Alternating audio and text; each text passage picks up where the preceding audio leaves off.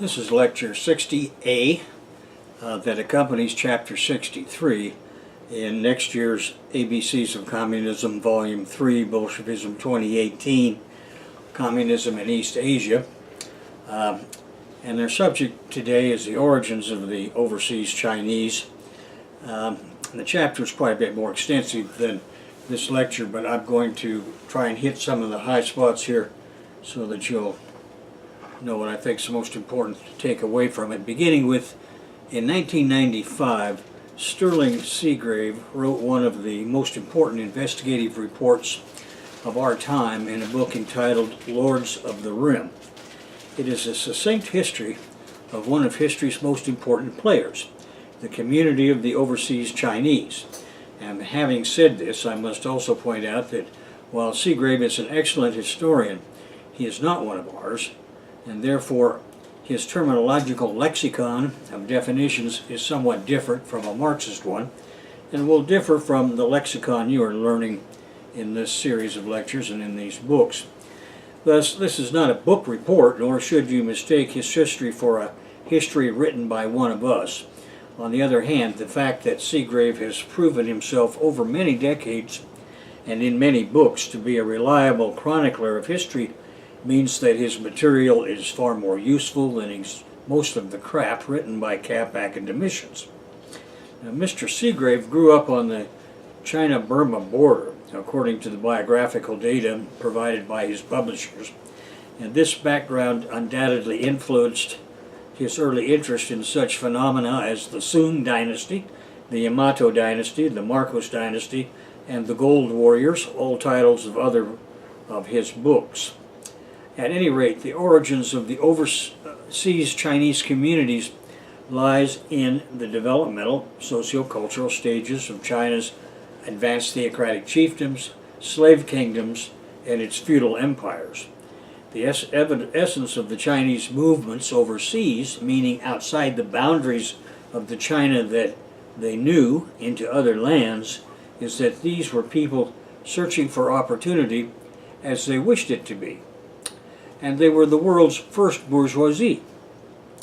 These overseas Chinese, in the advanced theocratic chiefdoms, the high ranks of society, fought to emerge as classes of owners with title deed to property. And the earliest concept of property included human labor, or simply put, humans reduced to chattel slavery. The privileged ranks in an ATC, our abbreviation for Advanced Theocratic Chiefdom, were fighting to emerge from the egalitarian restraints of their primitive communist origins, and restraints that had not been overcome in the preceding stage of simple chiefdoms would be overcome in some of these societies that evolved into ATCs, and when they had freed themselves of altruistic restraints, class society had emerged. The first stage of what we call the servitude epoch was the stage of masters and chattel slaves. Humans had been domesticated along with animals and plants, and all became private property. These masters and mistresses of the universe had discarded altruistic egalitarian restraints altogether, and in society successfully transitioning to the slave stage, the lords and ladies of society were not about to see their state power, that is, armed force, the army and police, challenged by anyone ever again if they could help it. Now, Seagrave devotes the first chapters of the Lords of the Rim to the semi-mythical colloquial histories handed down along the way of the socio-cultural evolution of ancient China. This is the first most important fact to be gleaned from these colloquial histories. That is, the bourgeoisie as a class grew up in China long before it did in Europe. As this middle person class emerged, it did so in a condition of permanent crises. It was a class always caught up between the reality of being needed by ruling classes and yet despised by them. The same was true of the slaves and small freemen professional specialist classes. They needed the burghers but never liked them, because being in the middle meant they always got a share of what the producer created, and this was the never-ending source of jealousy, envy, and coveting. The entire history of this middle stratum in China was one of treacherous betrayal by the rich and the misleading of the poor. Being devoted to business was the normal condition for the middle classes, and they were despised accordingly as the normal attitude of the rich who envied their wealth. Pogroms organized by the rich against the misled poor were the corollary. Now, the treachery of the rich always shifted the blames for their own greedy exploitation onto these business people, and they were the most dangerous on a daily basis because they had armed thuggery at their disposal and or could easily whip up the poor into pogroms. After all, the rich landowners ruled over all others with their state apparatus of cops, spies, and soldiers. This began in the early slave stage kingdoms, and it continued within the early feudal empire established by the Kingdom of Qin, and it continued in China for 2 millennia after that.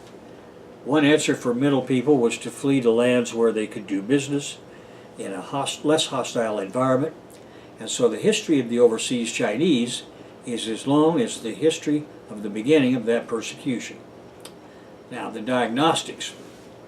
We have reviewed the primitive communist history of the Chinese, and herein we pick up the story of the Chinese middle strata that had emerged in the chiefdom transition and became permanent in the slave stage.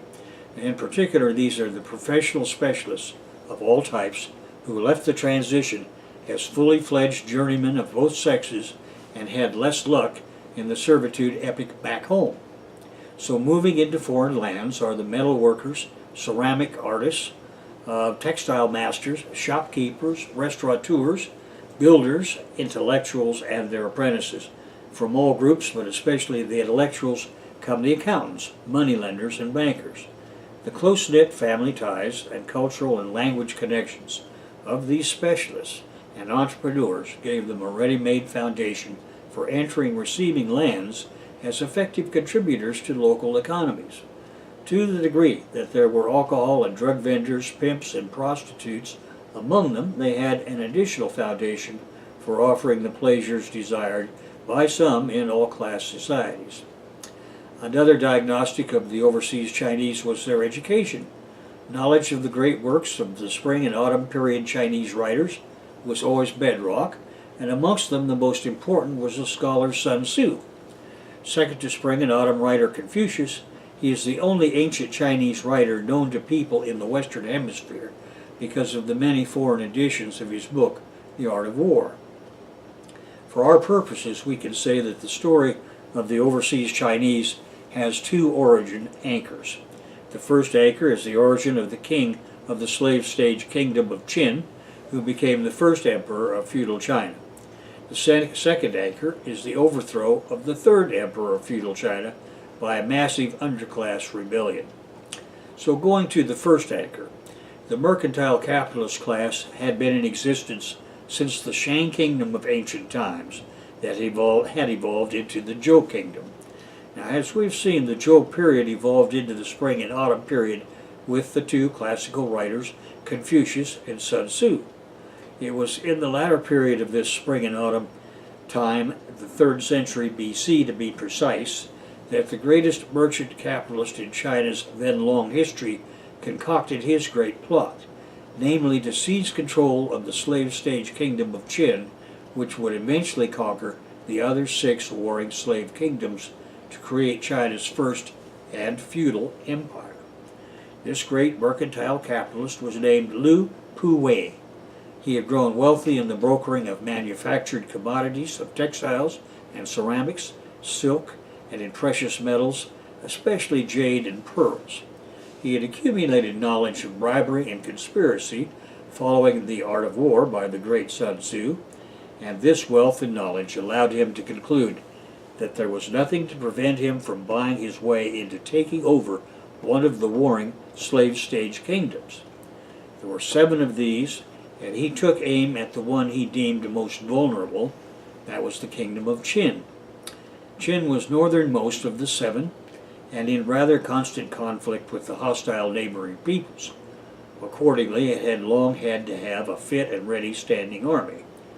This was understood and actually approved by the other 6 kingdoms because it relieved them of the heavy expense they would otherwise be forced to accept to finance their own military establishment. This was the first qualification for Qin as Lu's target. The other and equally important criterion was the near terminal age of the extant king and the cupidity of one of the inline princely successors. In 267 BC, Lu got the idea to stage a hostile takeover of Qin by investing in its futures, as he could foresee them, via some clever insider trading. Lu had a concubine of great beauty and amorous nature who was hot for the not very bright Prince Qin. Lady Xia was already pregnant, but barely so, and Prince Qin fell in love with her, and the two were quickly married at their mutual request, and their passion was immediate and intense. So in 259 BC, when she gave birth to Lu's child, the dull-witted Prince Qin thought this was his. In 251 BC, the king of Qin died and the crown prince took the throne. However, as luck and palace intrigue would have it, he died within a year. Prince Qin, next in line, also died the next year. Then Lu's investment paid off when his and Lady Xia's child advanced to the throne. Their child needed a regent, and as fortune would have it, Lu was available to be the regent. In 247 BC, Lu took that responsibility and the office of prime minister for the next 10 years, allotting himself 10,000 slaves.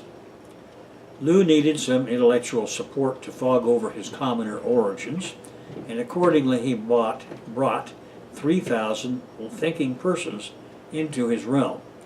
Along the way, that meant they brought the philosophy of legalism with them.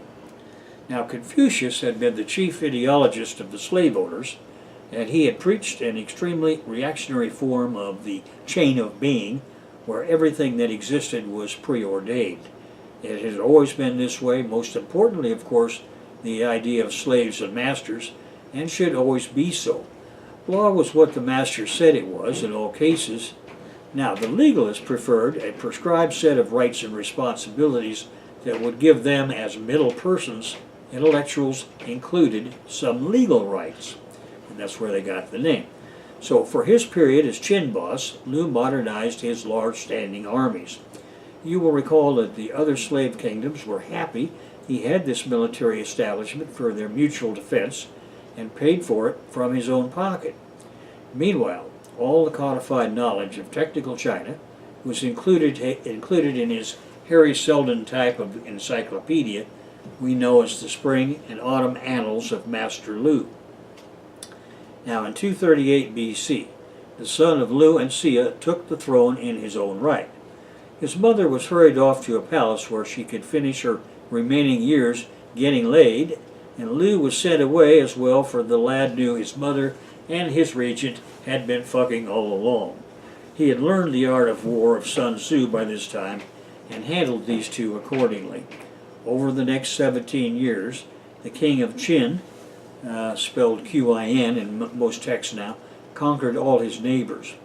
Now in 221 BC, he mounted the first imperial throne in China as a legalist.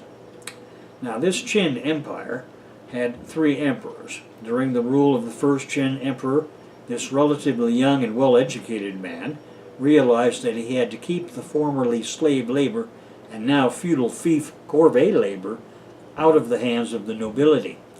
As much as he would have liked to kill the nobles as a class, he would have just had to appoint a new bureaucracy of equally venal persons.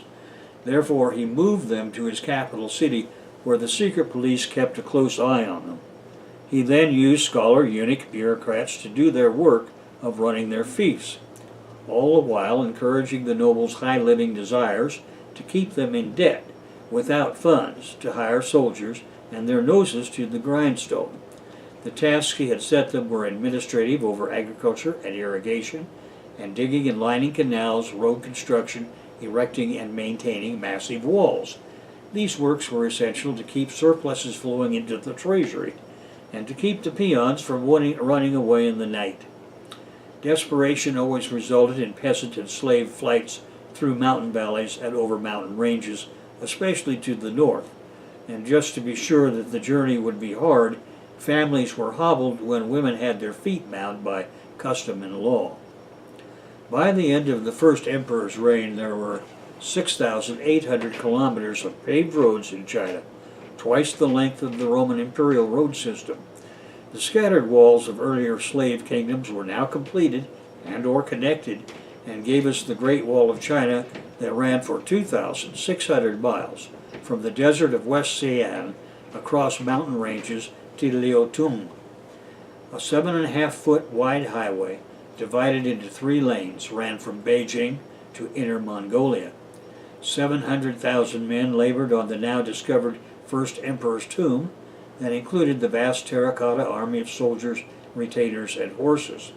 Now, this was the final declaration of the first emperor against Confucius doctrine and in favor of legalism, as before kings would have been buried with live humans and animals.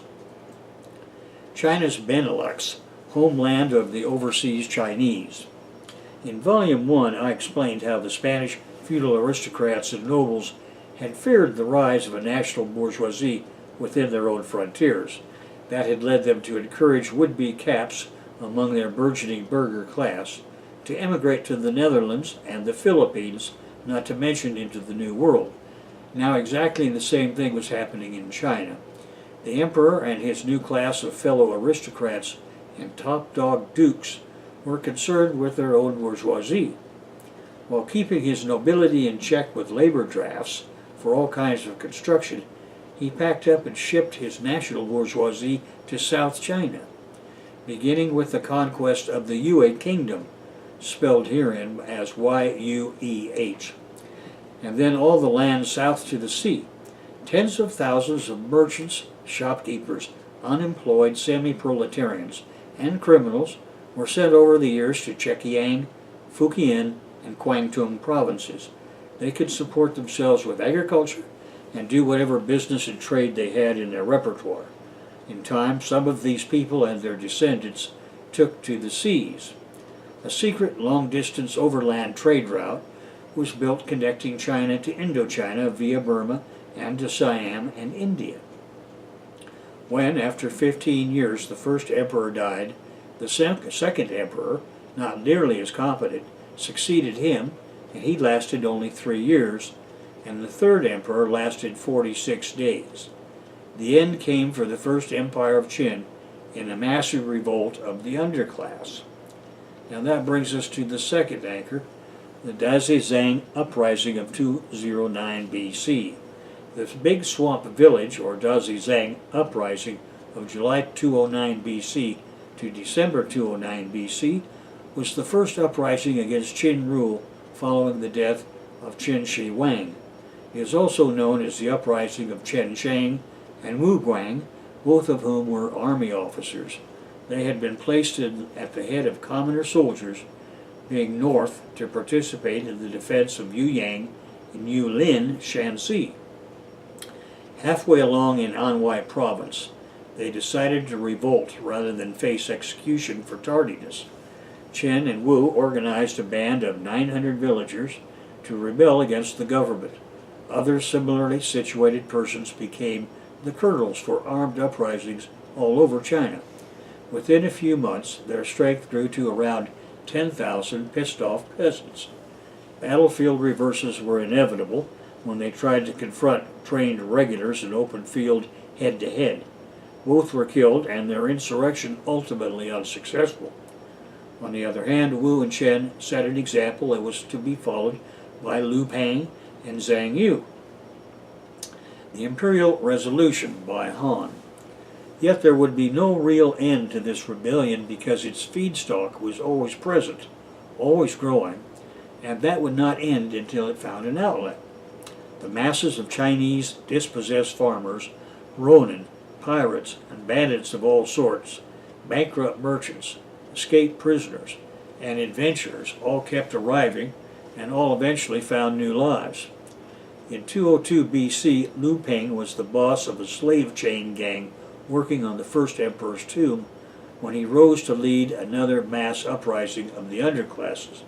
For our purposes, the most important aspect of the regime he created after his victory was the beginning of his massive outflow of men and material along the belt and road to foreign lands. Liu Ping established himself as the new king of Han. taking control of the extant system, appointing his own men as the new bosses. He then took control of all of the old First Empire. The transition within Liu Peng's reign began 7 years later when he died, and his heir took the throne only to last a short time and be succeeded in turn by Liu Peng's widow, the new Empress Liu Zi, spelled L-U and then Z-H-I. It took her 15 years to slaughter all other possible contenders, but when she was done, she had given new life to the old regime, and the feudal system established by China's first emperor was successfully reborn. Her Han Empire was quite beneficial to the remaining agricultural serf peasantry, and of course to her ruling hierarchy of army men and dukes. From 206 BC, the Han Empire lasted 4 centuries, until AD 220. By comparison to Europe, it was the contemporary of the Roman Empire West. In the yet undiscovered New World, the first slave stage kingdoms of Mesoamerica and the Central Andes were emerging from advanced theocratic chiefdoms at this time, but it would be 800 years before they evolved into imperial slave stage systems. There the feudal stage would come through European conquest. Anyway, subsequent Chinese dynasties looked back to the Han period as an inspiring model of a united empire and self-perpetuating government. Simultaneously, the long ago established secret trade route to Siam and India via Burma was made public, and the sum of these events meant that China was now exporting and importing commodities and raw materials to and from all over the Old World. In 139 BC, Chang Qian created an army garrisoned, thus opened road across the steppes of Central Asia to Europe. For 1,000 years previously, the route had been hazardous. Bandits and discontented locals had made the journey unsafe. Now, 1,400 years before Marco Polo, and 1,600 years before Cristobal Colon's accidental discovery of the Western Hemisphere, the Silk Road was an alternative door for trade. By 100 BC, Empress Liu's Han Empire had made China into a world empire vis-a-vis Europe once again. From start to finish, it was to endure for 4 centuries. China's Marco Polo. However, Chang Qian did not just happen to get lucky and come along at the right time and place. His journey from Han China to Europe had been a tough one. Along the way, he had been imprisoned, that is, under house arrest, for 10 years by the Sungnu ruler. Under these conditions, he had to plot and plan his escape to the lands that we now call Tajikistan and Uzbekistan, where friendlier receivers helped him reorganize his personal mission westward. Now, along the way, after Central Asia, he found the descendants of the original displaced people of Yue. You will recall that these were the ones who had been kicked out to make way for Benelixian unfortunates of the Chinese feudal system. These people's ancestors had conquered the lands of Bactria, south of the Oxus River, and had no remaining interest in fighting with their old enemies, Chang's recent captors. So the lessons of Bactria were, for him, this. Now stranded in Bactria, Chang decided to make the best of it and learn as much as possible about this land that bordered on the just collapsed Alexander's Greece in its west. Actually, the main body of Bactria lay from the Caspian Sea through the Hindu Kush mountains of Afghanistan to the Indian border. From soldiers, merchants, and middlemen, he got an earful about Europe. After about a year of gathering this intelligence, he decided to make his way back to Han China. To make another long story shorter, suffice it to say that after a 13-year absence, he was back at the imperial court of the Han Emperor Wu Ti, where he was richly rewarded for his audacious trip, recovering intelligence and showmanship. Returning to our topic, the critical thing to take away from Chang's journey and report to the central government in China is that a new perspective on world trade emerged. Along with all the reports coming in from the Burma Road Trading Network and the South China seafarers, the central regime in China now had as complete a picture of what we call the Old World as it was then feasible to make. The most important lessons of Bactria turned out to be the idea that the best way to relate to the rest of the known world was not by Mongolian-style conquest, but by trade. This is where the money was, and Chang Chien had proven it in his recounting of the trade in jewels and precious metals. Now that made sense of the urgings of mercantile voices within the court based upon trade with Siam and India via the Burma Road. The emperor sent Chang Chien back to the land of his capture with a sufficient army to defeat them if they refused the opening up of their land to the Chinese merchants. Chang's mission was successful, as was the strategy of world conquest via mercantilism. Now, Chang Chien's safe army garrisoned Steppe Road had come in this roundabout way. It had opened Europe to Chinese goods, especially silks, that now became the most sought-after commodity in the Roman Empire. And the steppe roads, two component roads, now joined the sea route to India and Europe, as well as further south. Of course, the now public and millennia-old secret Burma Jade Road to Indochina and India continued making its contribution to China's world trading empire. China's south coast is its capitalist heartland. Northern continental Europe and England were the heartland of Western Old World capitalism as a socio-cultural stage. The analogy of that heartland with China's south coast from Shanghai to Guangdong and its offshore islands fits like a glove. The flight of English people from their homes to New England in North America has a match.